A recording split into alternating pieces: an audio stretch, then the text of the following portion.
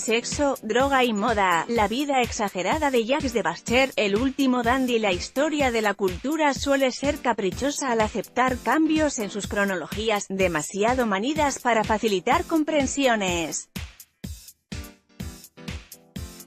Nos gusta moldear una serie de parámetros y somos reacios a la asunción de las metamorfosis, como si el mundo fuera un ente estable basado en linealidades. Por eso, entre otras cosas, idealizamos el pasado y rehuimos quiebras de hondo calado. En este año conmemorativo el 68 hectáreas servido para unos cuantos artículos de prensa. Para la segunda mitad del siglo XX París siempre será la ciudad de los cafés de Saint-Germain con los escritores perfectos para la postal caramelizada. Olvidamos que en ese instante esas terrazas ya eran pastos de una mitología repleta de fotografías con turistas a la caza de la banalización legendaria. Tras los años 60, tras su protesta de guerra civil burguesa, se produjo un giro copernicano. El dominio de los hombres de letras viró hacia diseños, talleres y ropajes. El contenido cedió su lugar al continente, otra forma de mostrar los matices de una nueva era. No en vano el inicio de nuestra época repleta de apariencia e individualismo debe cifrarse en la década de los 70, y la ciudad de la luz lo entendió antes que nadie en el viejo mundo a través de la moda, capaz de crear un universo propio con suficiente fuerza como para moldear un paradigma con muchos bríos antiguos y un sinfín de coordenadas modernas en un intervalo excepcional. Agresión a varias mujeres que llevaban el New Look Dior en 1945, como es habitual ese paréntesis brilla por su ausencia en la bibliografía disponible para el lector nacional. La revolución venía gestándose desde el último disparo de la Segunda Guerra Mundial.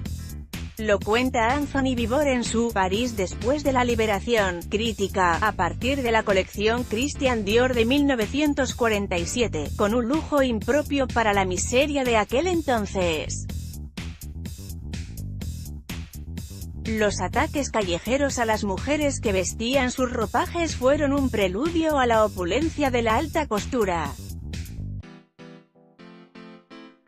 Cuando falleció el pionero en 1957 el heredero estaba en su casa y era argelino como Albert Camus. La diferencia era que, en vez de escribir, fabricaba magia con telas desde una timidez extrema. Se llamaba Yves Saint Laurent, era un genio y deseaba volar libre para expresar una ruptura más allá de su gremio. El oranés se independizó, creó su propia línea, leyó bien el contexto y tuvo un demiurgo para propulsarse. Pierre Berger catapultó a su pareja hasta la cumbre y propició una encrucijada.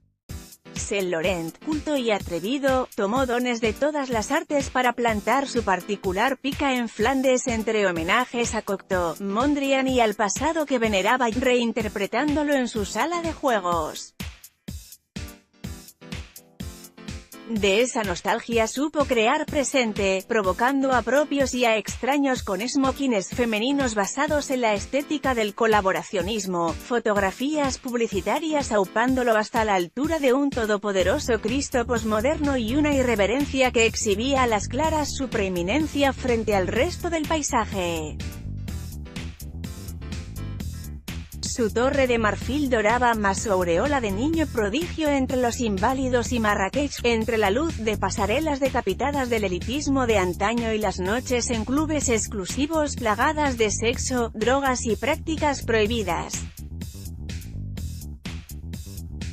Karl Lagerfeld y Jacques de Bascher, Helmut Newton, el exceso puede medirse con muchas varas, Saint Laurent era un oculto omnipresente. Karl Lagerfeld, con quien compartió vaivenes desde 1954, prefería ir por libre sin figurar en ninguna marca e influir en casi todas. Desde mediados de los 60 campaba a sus anchas, derrochaba dinero y erigía castillos en el aire a partir de un grupo babélico entre norteamericanos buscadores de fortuna, fiestas en Saint-Tropez, evocaciones de una Europa perdida y la más pura adicción al trabajo. Ni bebía ni se drogaba y su amor era con el papel en blanco. Su sexo era el de los ángeles, pero eso no excluía fabricar un monstruo para tomar el pulso a la realidad, una bestia en sus antípodas para engullir lo palpable hasta hacerlo suyo. El elegido fue un noble provinciano venido a menos que tras pasar por la marina era azafato de Air France para pagarse su existencia de lujo y oropel. Se llamaba Jacques de Bascher de Beaumarchais, había nacido en 1951 y soñaba con el axioma del dandy, ser su mejor obra de arte y sumergirse en la decadencia entendida como la lenta caída de la belleza, un declive en forma de explosión continuada hasta la desaparición, lógica y asumida. Pese a ser hijos de la misma nos cuesta entender esa mentalidad setentera, todo era posible antes del trauma del SIDA.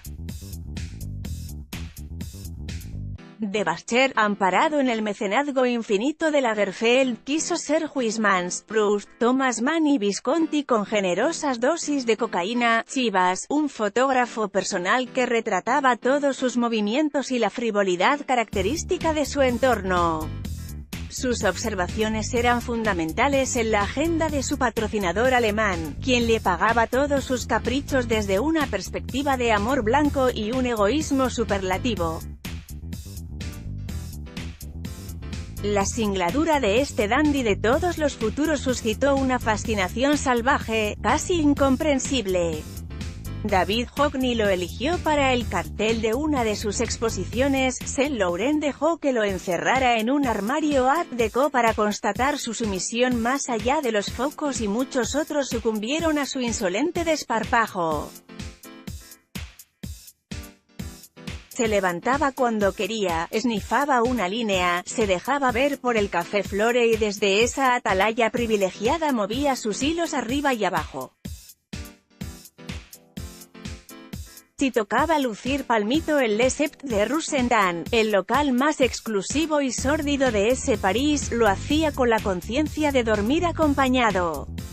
Si la velada exigía montar una Harley Davidson para cortar el material en sus espejitos, lo organizaba para mayor gloria de su ego destinado a no pegar sello y dejar huella en cualquiera de sus acciones.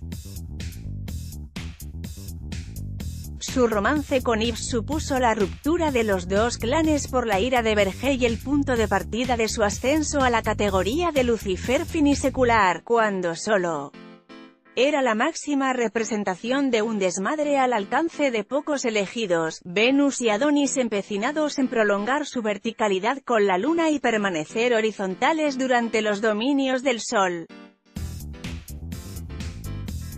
Hockney, de Bascher e Yves Saint Laurent. Si ahora se habla de su reinado es por la publicación en el Hexágono de varios volúmenes que recuerdan sus desmanes. Alicia Drake inició la senda con Beautiful People, un ensayo sobre ese esplendor que se lee como la mejor de las novelas. La autora fue denunciada por Lagerfeld, ganó el juicio y a partir de ese momento el germánico empezó a hablar para consolidar su legado, donde de Bascher tiene rango de performer precursor. En el campo de la moda filmó un único vídeo promocional para anticipar la publicidad típica de los 80 y mezcló músicas para los desfiles. Su misión sobresalió en lo social desde un descaro homosexual que flirteaba en exceso con el peligro. En 1977 organizó junto a su amigo Xavier de Castella, mano derecha de Kenzo, la fiesta Moratu Arnoir en una discoteca periférica. Todos debían ir de negro cuando aún no era tendencia. La pista de baile carecía de iluminación y en sus recodos podían contemplarse escenas de fist y BDSM acompañadas de música de Jacques Brel. Nadie salió de esas cuatro paredes hasta el amanecer y muchos se daban golpes a sí mismos, preguntándose si habían estado en el infierno, en Nueva York o en cuento de hadas macabro. Ni los pellizcos resolvieron el entuerto. París, como casi siempre, era una fiesta, sí, de ricos.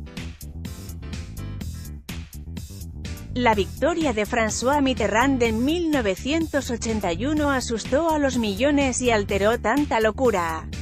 El Ministerio de Cultura capitaneado por Jack Lang hizo entrar la moda en los museos y la irrupción del VIH recluyó a los antiguos insomnes en sus opulentas madrigueras. En 1983 Lagerfeld tomó las riendas de Chanel, cortó el grifo a De Bascher y lo trasladó de la Place de Saint-Sulpice a la Rue de Rivoli, en un apartamento con vistas a las Tullerías. Su control sobre el oro colombiano y el whisky a granel se desvaneció. Veía inexistentes fronteras en el suelo y percibía inexistentes peligros en todas y cada una de las esquinas. Había vivido al límite, creyó en el arte por el arte e incluso por eso predicó un culto a la monarquía francesa hasta en sus abrigos. Esa devoción era otra piedra más de su fachada, despojada de todo compromiso para con la causa homosexual, su placer y su tumba. Según De Bascher, había vivido en 38 años lo que muchos hombres no podrían abarcar aún si respiraban durante centurias antes de ser tocado por la epidemia. Quiso casarse en Roma con su amiga Diane de Beauvau, princesa con ancestros milenarios. El golpe, que debía perpetrarse en el intersticio entre su Eldorado y el hundimiento sin hermosura y mucho sufrimiento, fue abortado por los familiares de la corrosiva dama. Este primer aviso sería confirmado por el fatal diagnóstico. Las discotecas, que del exiguo SEP se reciclaron al maximalismo del Palace, cerraron y los abrazos fueron mal vistos. Ya nadie entraba en los lavabos a destiempo ni Grace Jones cantaba su hortera versión de La Vie en Rouge Noir hasta la extenuación. De Bascher fue apagándose hasta exhalar su último suspiro el 3 de septiembre de 1989, 50º aniversario de la declaración de guerra contra Alemania por parte de Francia y Gran Bretaña. Como dijo a uno de sus hermanos, había vivido en 38 años lo que muchos hombres no podrían abarcar aún si respiraban durante centurias. Eric Hobsbawm habló del siglo XX corto, finiquitado con el derrumbe de la Unión Soviética en diciembre de 1991. Jacques de Bascher mató dos de un tiro, con su desaparición se extinguían tanto el 800 como el 900. El primero sobrevivió en sus arterias por gusto estético, despreocupación absoluta y la veneración de lo proustiano desde una inteligencia superlativa y desaprovechada. El segundo flotaba en el aire e ingresó en su tumba con una pequeña salvedad. La eclosión pervertida de los 70 que simbolizó sonará siempre más como un oasis perdido ante la dictadura, compartida también entre la abundancia de falsa progresía, del pensamiento único y políticamente correcto. Por eso no es de extrañar que en 2014 se dedicaran dos películas a Yves Saint Laurent donde la presencia de nuestro protagonista tenía mucho peso específico. Solo su reencarnación lo hubiera interpretado con garantías. Lagerfeld siempre responde que se mantuvo atado durante 2 decenios a su diseño humano al sentirlo diferente en todos y cada uno de sus poros. Quizá ese adjetivo explique todo. Quizá